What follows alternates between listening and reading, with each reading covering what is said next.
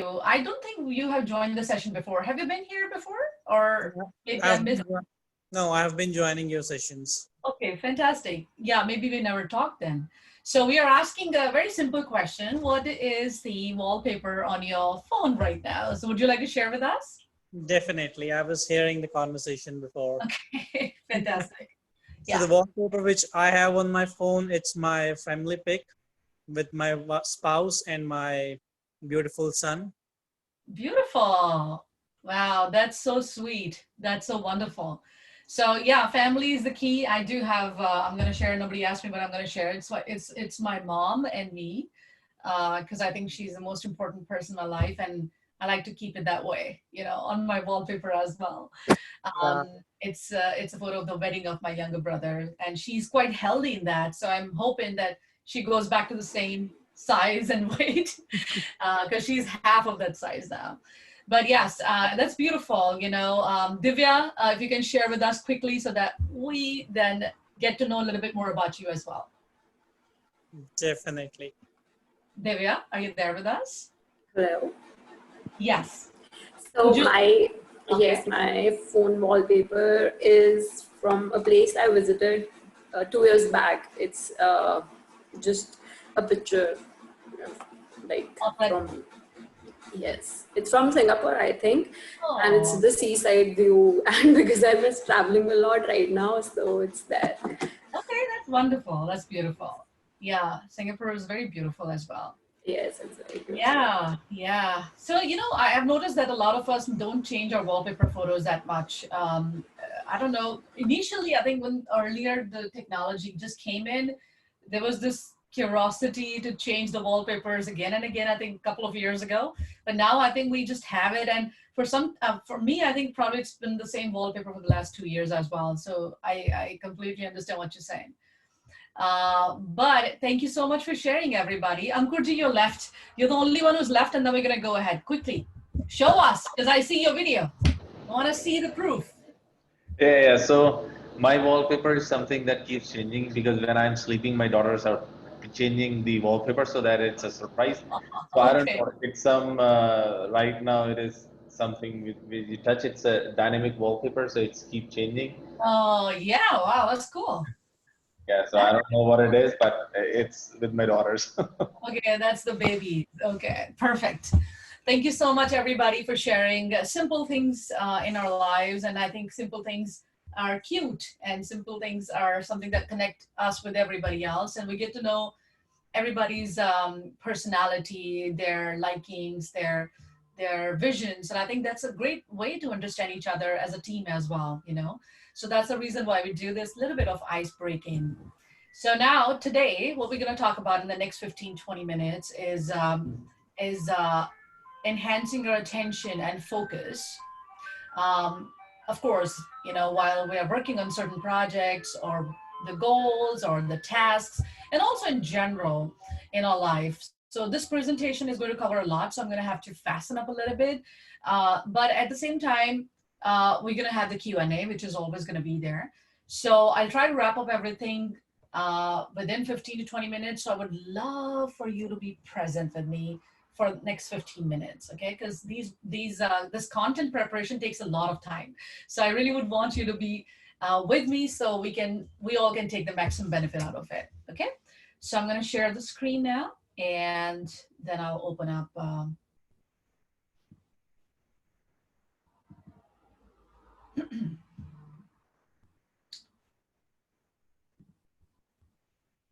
Okay, perfect. So everybody see it? Everybody see the screen? Okay, sounds good. Fine. So enhancing the focus and building attention so that we can improve our performance, productivity, and balance in our lives. Why? Because a lot of times we believe that we work for 8 to 10 hours a day, but we still think that we're not that productive. You know, we feel sometimes like time has just flown by, and we didn't even complete as much as we wanted to or we thought we would. And also what that does is it adds up to stress, because when we are just sitting with our family or watching something cool on television or Netflix, our mind is going back to the work that we are still about to finish, right? So we don't want to be in that place. We want to be in the present moment.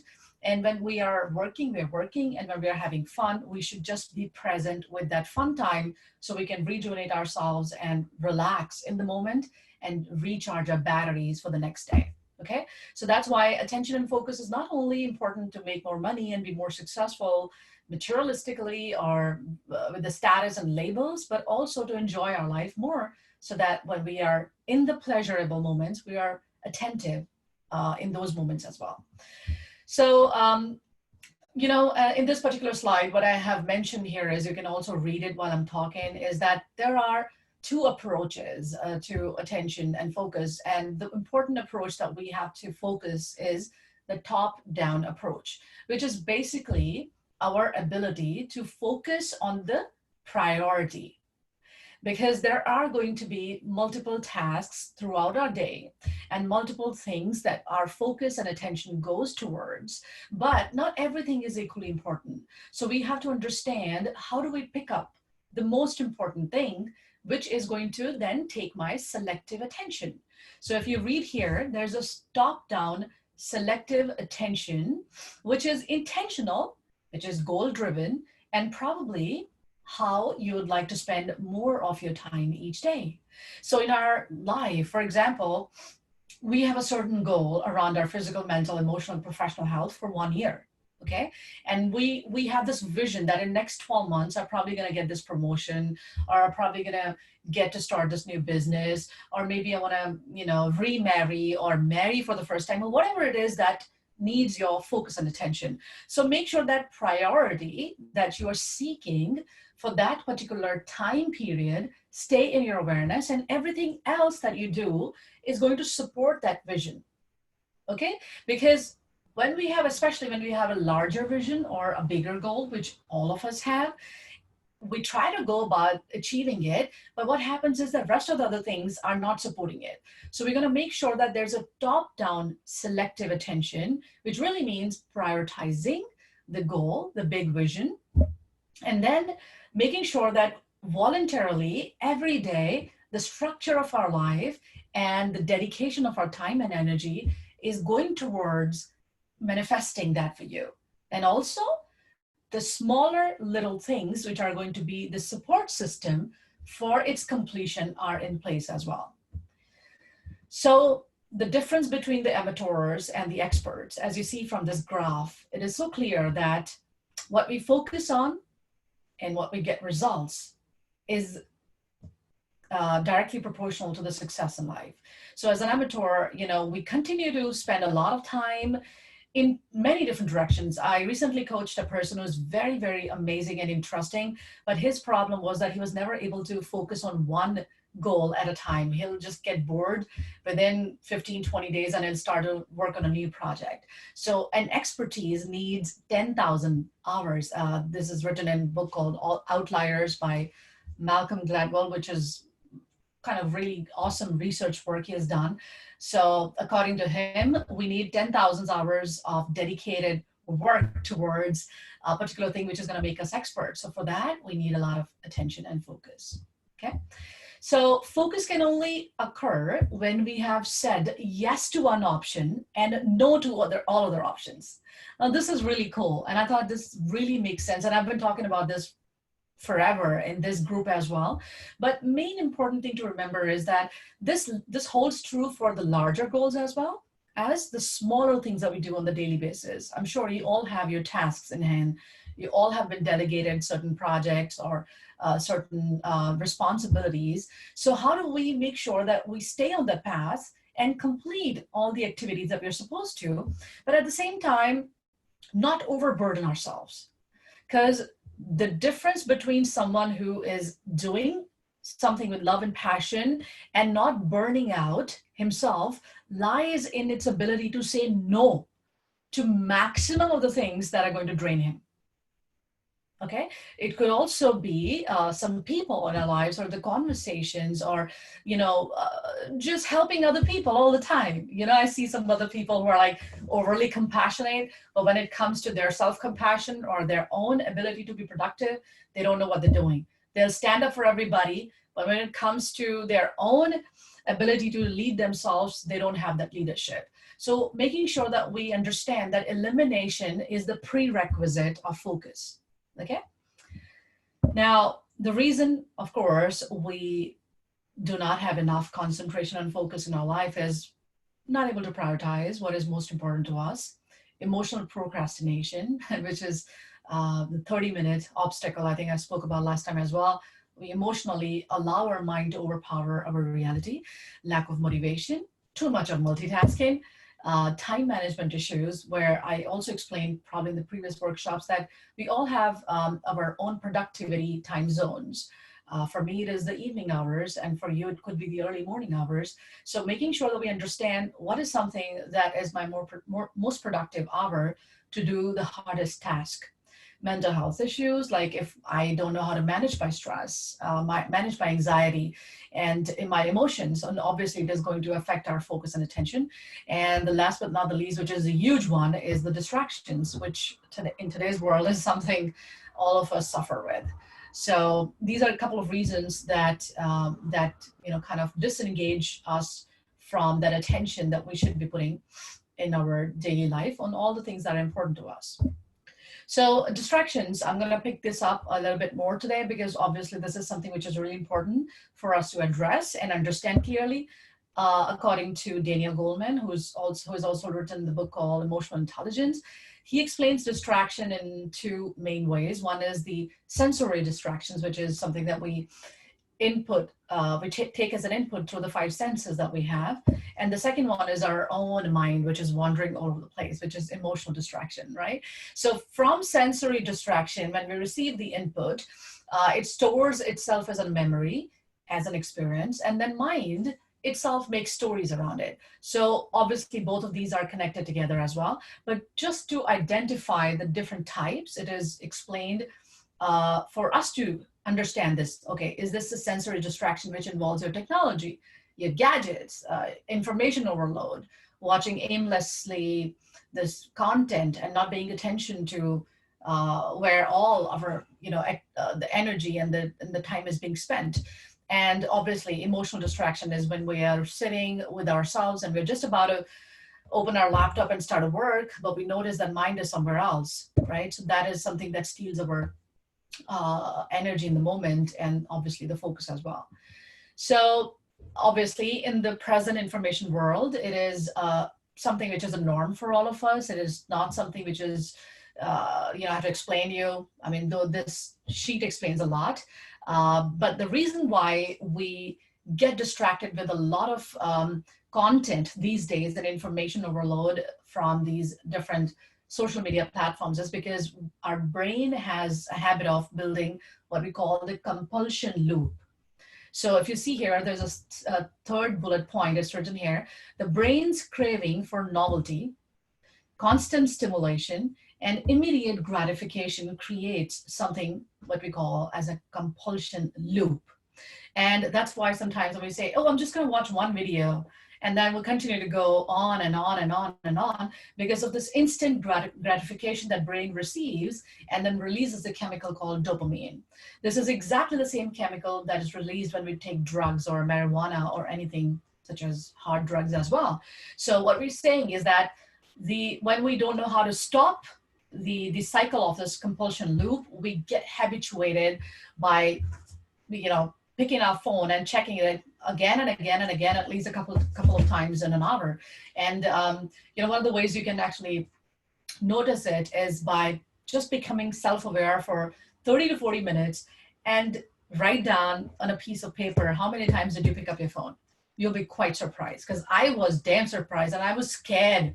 I was like, I didn't even notice that I pick up my phone so occasionally and so frequently.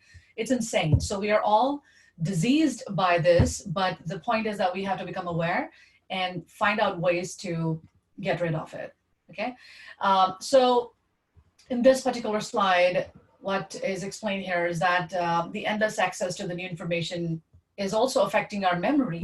So, you know, there's a way we store information in our long-term memory. So what happens is that you keep on loading information, you keep on looking at Instagram, social media, blah, blah, blah. So none of that information actually gets grounded in our system, right? So that's why when we read a particular book, the more we sit with the book in the hand, the information is getting easily stored in our long-term memory. But when we read articles like that, you know, out of, if you read 5 articles, I bet you not any of the article has actually sunken in our system. Maybe we'll remember a couple of pointers, but we don't remember it all, because it's like the glass is already full and you're putting in more water in it and it's spilling it out. So we had to remember that our ability to embrace the new information is going down, actually, though it looks like it is going up, but it is actually going down. Okay, so how do we become more successful in life is through the last point, which is mentioned here, the connection between paying attention and filtering out the interference and remembering the critical long-term information. This is the way we build in a brain which is powerful, and the brain which is going to help you become an expert in the field of your choice. Okay. So how do we build the attentive capacity is first obviously understanding that attention is a muscle. The more we exercise it, the more we become aware of it, the more we can engage ourselves in deeper concentration and focus. So we know multiple things around it, which is like meditation, journaling, using self-awareness practices that we all know do play a big role in helping our brain to slow down. So the idea is to slow down the brain, reduce the brain impulses, and then sit down with the task. Okay. So multitasking is something that we have to take out of the picture. And I've spoken about this in detail in the last session as well. It is good to be a great tasker and be able to have multiple talents in life, but it is not useful to use the cognitive ability of equal capacity at the same time. So you can drink water while talking, but you cannot write an email while talking. So making sure that you remove multitasking completely.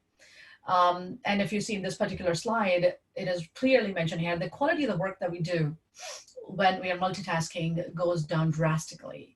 And it actually wastes our time. And then we think, oh my God, I spent 10 hours doing all these things together, and I'm still not being able to produce a world-class job or a world-class project for myself. It is because our mind is not there. In multitasking, we are picking up 2 or 3 equally hard things, and the brain is gonna be like, I don't know, I don't care. Okay. So the second is, having the figuring out an intentional space, which is something that we have already spoken many times, but this is something probably will stick around better in your head because this word is really cool, which is called scheduling the blank space. So scheduling the blank space for yourself for at least 20, 30, 40 minutes a day when you're sitting down, and again, say to yourself, okay, this is my 1-year vision. So this is going to be my 90-day vision. This is going to be my 60-day vision.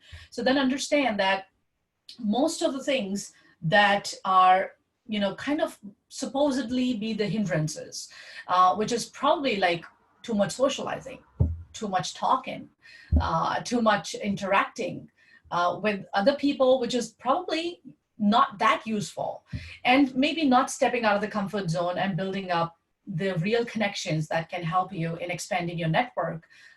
Because I strongly believe that the kind of people that you hang out with are the conversations that you do throughout the day are actually the building block of your success in your life. So this also means disappointing some people in your life by saying no to them and saying that, hey, listen, like, I love you for who you are, but I'm going to speak with you next week because this week I'm busy. So setting the clear boundaries around your productivity and making sure that you follow the path, the structure that you want to set up while you plan this blank space. And make sure you review it again and again, at least a couple of times in a week. This one is, again, very important, the third one, which is preventing leaks. So for example, when we invest our money, right, in stocks or anywhere, we are so concerned about the ROI. Oh, what is my ROI? What is my return on investment? I invested for 2 years or 2 days, whatever it is, but we are not careful of our ROI when it comes to our focus and attention. You're sitting on your desk and working, and sitting on the desk for 2 hours, did you ever pay attention, ask yourself, what is my ROI? Was I really productive for these 2 hours while sitting on the desk? If you were not, then you'd rather be watching Netflix and enjoying yourself, right? So making sure that if you're spending 2 hours, there has to be some measurement, some benchmark, some ROI in your head. Okay, if this is what it is going to be for the next 2 hours, I'll better make sure of my time. Otherwise, I'll just go out and have a walk. So this is something we all have to develop as a habit of making sure that the time and the energy and the focus that we put in has to have a certain ROI. You could work in sprints, which also is going to help you build focus. As I've always spoken about 25-minute bubble, it could be 45 minutes to 90 minutes as well. Now, at this stage in my life, I can easily do it for 2 hours, but it never was like this. And believe it or not, it has only happened since last 3 years. Because when I knew that I have to build attention as a muscle. There was no other way out. I had so much to do as a business entrepreneur in the beginning of this journey. And I didn't have that kind of attention and focus. In fact, I probably never have worked so much in my life as much I've done for the last 3 years. And I feel that the ability to work in the sprints is really powerful. You start from 25, 30 minutes, get up, go for a walk, take a breather. Do not think about that particular task for that moment, and then come back and start over again. So give yourself maybe some sort of energy boost, physical boost, emotional boost, whatever you think is missing. But then working in the sprints is going to allow you to increase that sprinting time as well. Same like when we go and pick up the weights, we build up the muscle one day and the second day we can pick up the heavier weight. So same way, the muscle for the attention and focus increases with the sprints. And the last but not the least is measuring the results. As I said, the focus and attention or the concentration loves the mechanism of the feedback.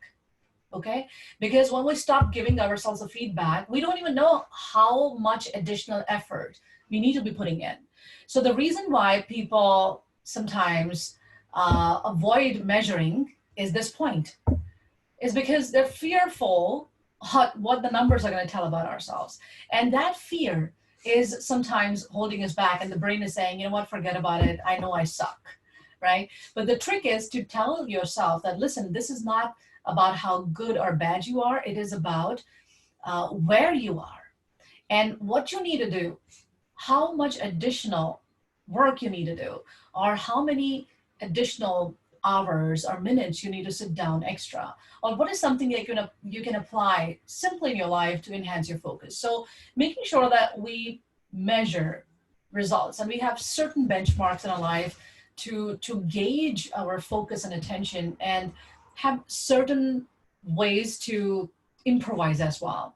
So improvisation, as we all know, is going to be all those practices that we have already, we are aware about, in terms of reducing the brain impulse in our brain, and making sure that the chemical release in the body is more towards serotonins and endorphins and not adrenaline rush or cortisol. But this point is also very important, like this building deep focus. And I loved it. And I thought I'll just share this with you quickly. So, the process, the growth and success in life is not an event. Okay. So for example, if I say I have this task in hand about finishing this project and making sure that the team likes it or my boss likes it. So the reason why some people, not enjoy their job is because they're always thinking of cutting the corners. They're always thinking, how can I reduce my load? How can I, do this quickly? How can I jump around and, make sure that details are not being taken care of and I can just get over with it? A lot of people do that. And what happens is that when you're not challenged enough and you are not, having this passion and connection with the work that you're doing, you will always try to cut corners. Okay. And that does nothing to the attention muscle. That does nothing to your ability of, developing this excellence in your character. So focusing on the process. If I want to write a book in next 90 days, I have to fall in love with the process of writing the book. I cannot write a book by just saying that this is the outcome I'm expecting. I have to love the process. So this is exactly the second point that mentions if you want to become significantly better at anything, you have to fall in love with the process of doing it. You have to fall in love with building the identity of someone who does the work rather than merely dreaming about the results that you want, right? So we have to become the person that is appreciated in the organization. You have to visualize yourself being awarded. You have to notice and applaud yourself for all the great work that you do. It doesn't matter you want to be in the ITBD forever, wherever you go or whatever you do in your life, this is the character that you have to build up in your being so that wherever you go, you're applauded for the personality that you are, the kind of work ethics you have, and the growth that you can give to the organization and to yourself as well. Okay, so last but not the least, the daily hacks is choose to anchor task. Prioritization, prioritization, prioritization. Manage your energy and not your time. We have done this and explained this. I've explained this so many times.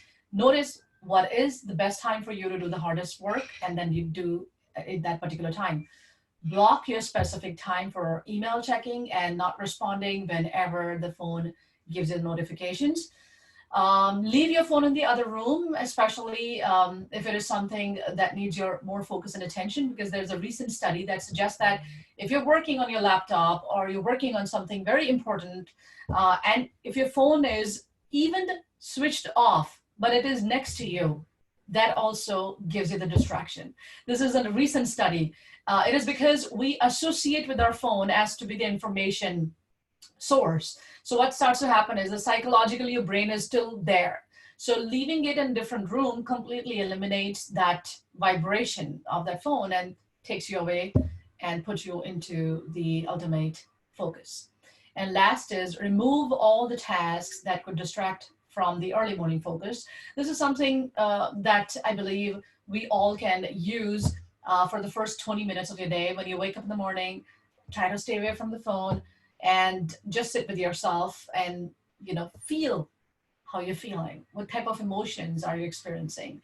And if they are sometimes, you know, not that good, you know, spending this time becoming aware of what is causing those emotional disturbances is a really good idea.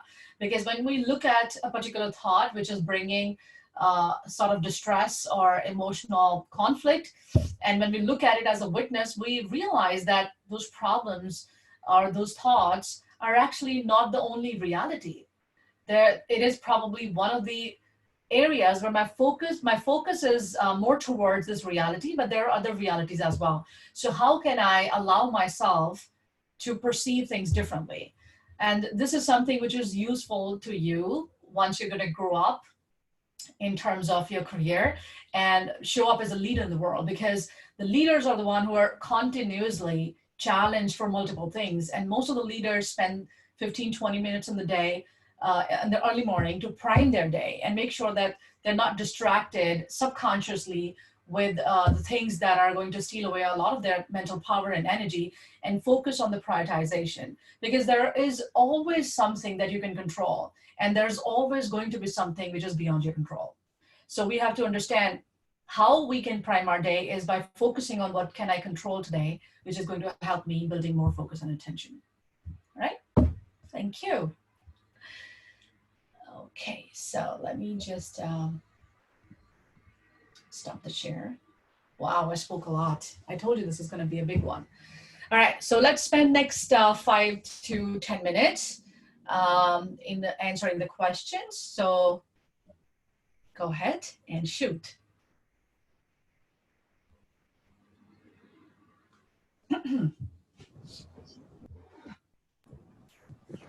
Not any question, Simi, but it's really an amazing content that we just went through. Amazing. I mean, even one particular slide, you can spend an hour explaining. And obviously, you have that, and you could have done that, but it was great content. Thank you for sharing that.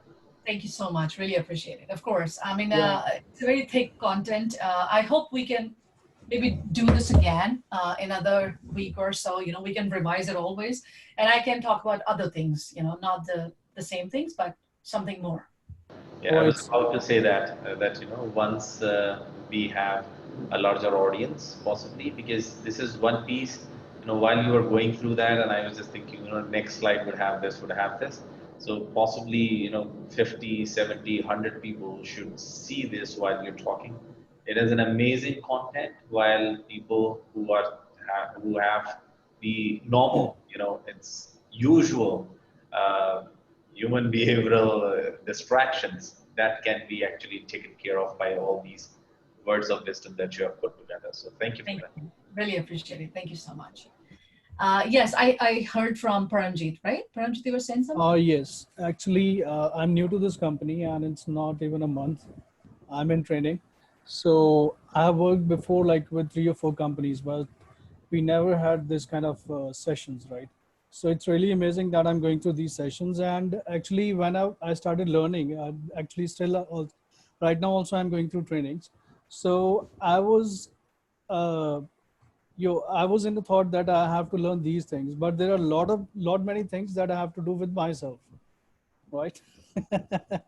So thank you so much All for of us, trust me, making it us aware begins the about these moment I things wake up. because, right.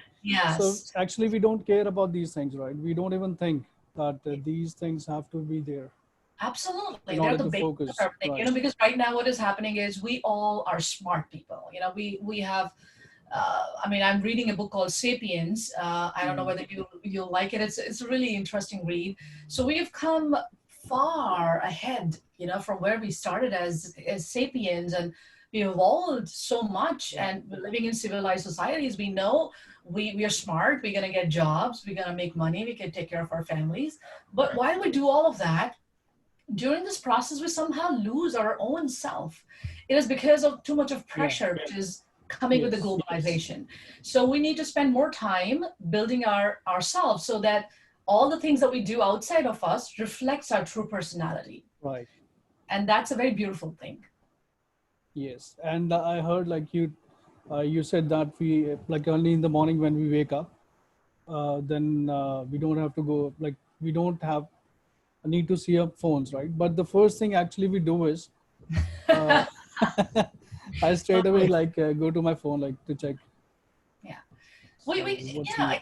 That's why I feel that these kind of sessions are really helpful, because, in fact, I wanted to do it more than once. We started more than once, but then, it was just not happening. Like, not many people were coming. I feel that, accountability helps a lot. So Yeah. if you want to build up new habits, so if there's a group of people doing this together, and building a little bit of challenges, then it's even more fun, so that you're a little bit more motivated to Right. say, okay, today I'm not going to pick it up, and let's see what happens for next 30 days So or still, so the next morning, like tomorrow, I'll be having this thing in my mind that I don't have to see my phone. wonderful. Yes, that's going to At be least great. in the morning. Yes, at least in the morning. Yeah, it's going to be a very big shift, very big change. Yeah. Wonderful. So Thank you so thank you much. so much. Thank you. Anybody has a question? Anything related to what we shared? Anything related to their own fight or challenge with the focus? Any specific question is welcome as well. Well, Simi, Gerald here. No specific questions, but then yeah, one point which you mentioned about not checking emails while it's set up on our phone. So that is really difficult. Yeah. Because the moment I heard a notification and then I have to check my phone, like what's the email, be it personal, be it work, but then that's one habit I would like to change, but then I guess it's very difficult. Yeah, so no, I completely understand, because it was something that's hard for me as well, and of course, because you want to be responsive and you don't want to be like away from it. So this is, why this is happening is this is also one of the functions of our brain that is like, which has evolved to be a little bit more defensive. We are always in this fight and flight mode. It's like, oh, I'm supposed to do it right now than 15 minutes later. This is something which is a part of our lower brain, which got evolved when we used to live in the caves, and there was always this fear of being killed. So this is the part of the brain that is still there in our system, and obviously that makes us feel, oh, we are supposed to do it right now, otherwise something bad is going to happen.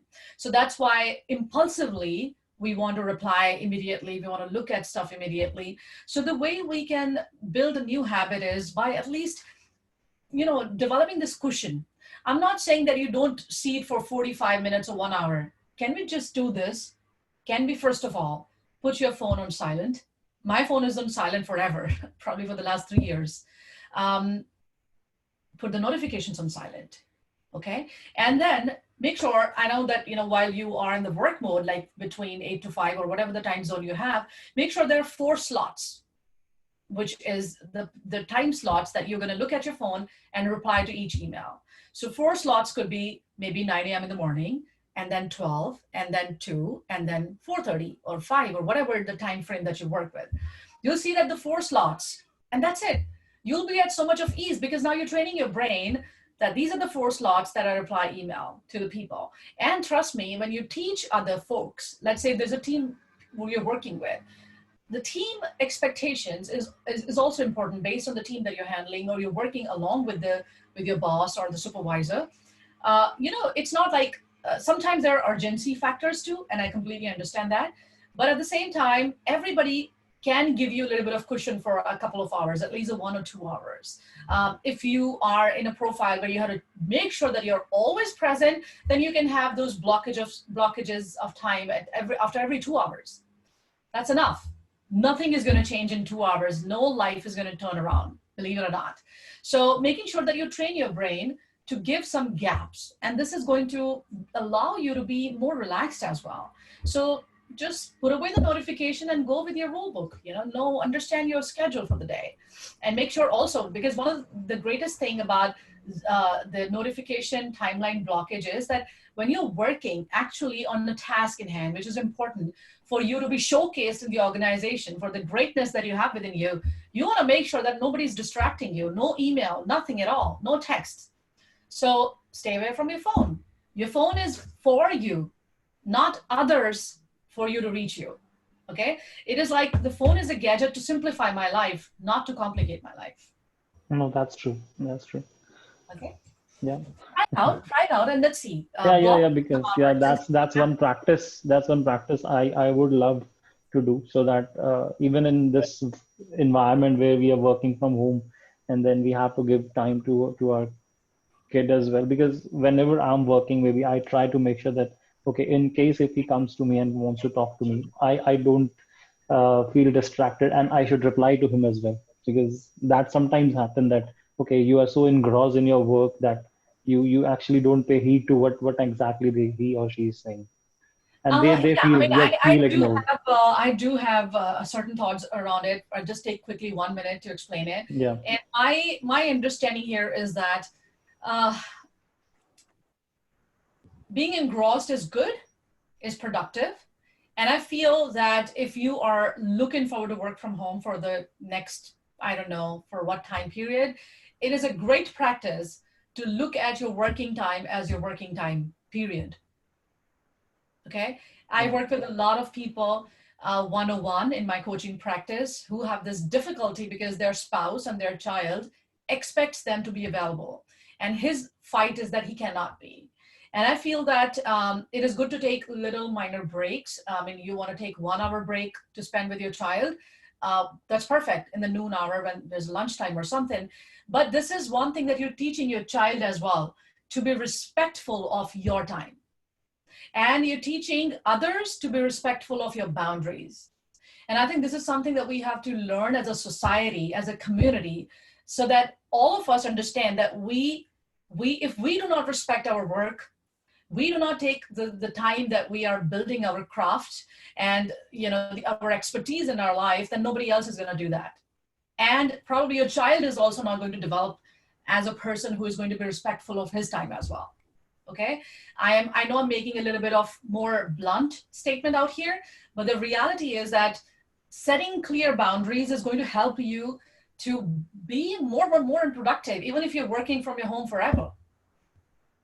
Okay, so making sure that you schedule the timeline with them as well as you do that with your boss or with your other teammates.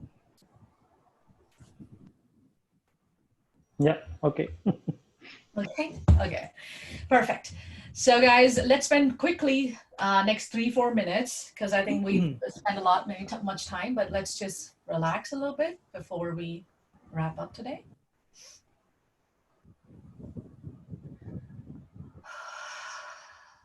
Exhale completely.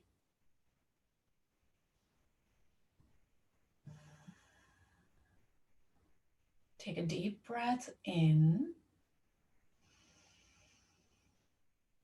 Feel the cool air going in through your nose. And exhale fully.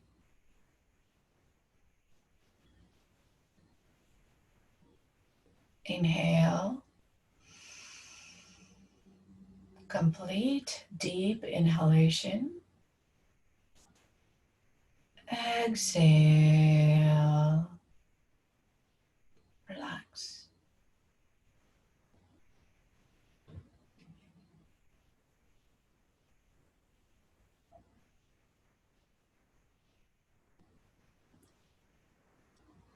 The easiest way to still your mind is to focus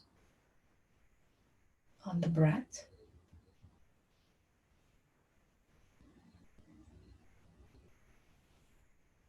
I like to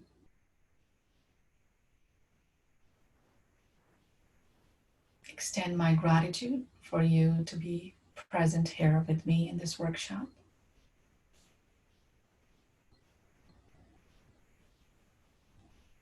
And in this stillness, I'd love for you to thank yourself as well. Thank yourself for being present and for taking the time to look at your inner self,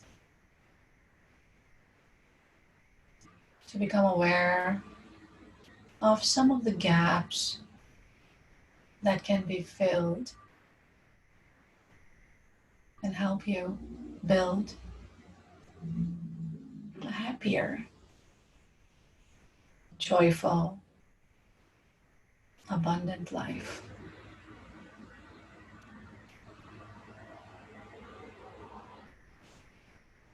Also set an intention to spend 15 to 20 minutes each morning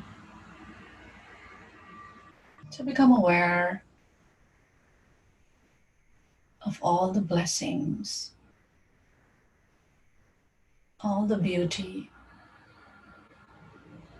all the greatness that you already share and experience in your life.